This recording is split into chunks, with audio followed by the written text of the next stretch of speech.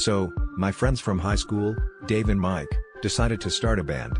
This was no surprise to anyone, as they had been obsessed with music since the day they figured out how to make their calculators play Mary Had a Little Lamb.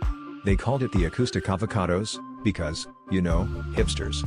Anyway, I thought they'd just jam in someone's garage, maybe get a gig at the local coffee shop if they were lucky.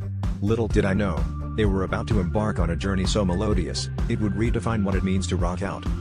A few months after their first garage session, I got a text from Dave saying, "Dude, we got a gig at the Elevator Convention." I chuckled, thinking it was a typo or a joke.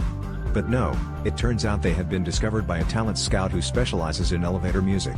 Apparently, their soothing acoustic melodies and gentle percussion were exactly what the world of vertical transportation had been waiting for. I attended their first gig at the convention, expecting to be lulled into an awkwardly pleasant trance. Instead, I found myself in a room full of elevator enthusiasts, all bobbing their heads to the beat of Descent into Smoothness.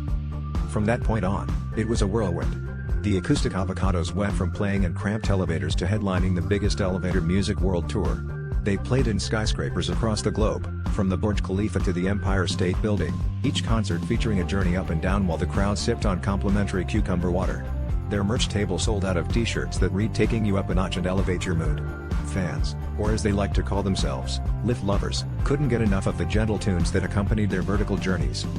The real kicker came when they released their first album, Rising Action, which shot to #1 on the Elevator Music Billboard charts.